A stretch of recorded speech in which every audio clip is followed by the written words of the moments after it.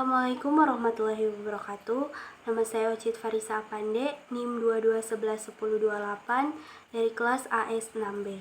Di video kali ini saya akan menjelaskan secara singkat tentang sejarah HKI di Indonesia. Secara historis, peraturan yang mengatur HKI, hak kekayaan intelektual di Indonesia, sudah ada sejak tahun 1840-an. Pada tahun 1885, Undang-Undang Merek mulai diberlakukan oleh pemerintah kolonial di Indonesia dan disusul dengan diberlakukannya Undang-Undang Paten pada tahun 1910.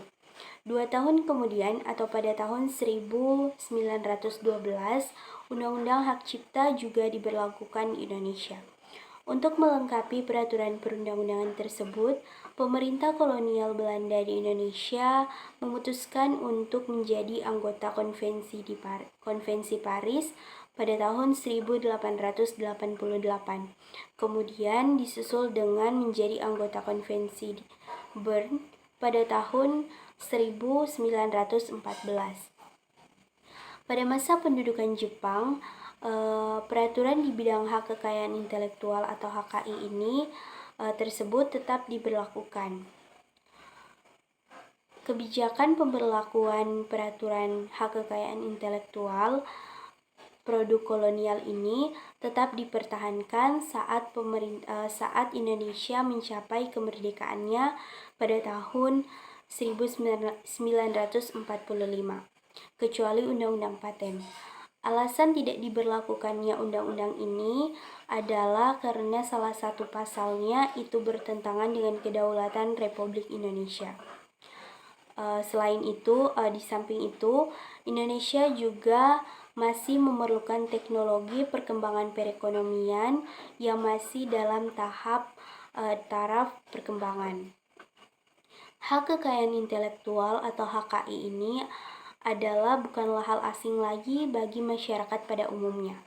Perkembangan hak kekayaan intelektual atau HKI itu sendiri memang sudah bukan merupakan hal baru, mengingat HKI mengalami indikasi perkembangan yang signifikan sebagai suatu fenomena baru yang dapat memberikan nuansa baru dalam kerangka peraturan di bidangnya. Selanjutnya, perkembangan lain yang mewarnai sejarah hak milik intelektual pada abad ke-19 adalah pada Konvensi Hak Milik Perindustrian dan Konvensi Hak Cipta. Suatu hal yang mendapat perhatian bersama bahwa kedua konvensi ini lahir karena suatu kebutuhan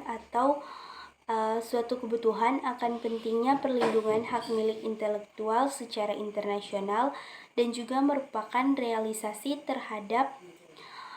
terhadap perlunya suatu peraturan yang bersifat global dan menyeluruh di bidang hak milik intelektual. Namun demikian, perlindungan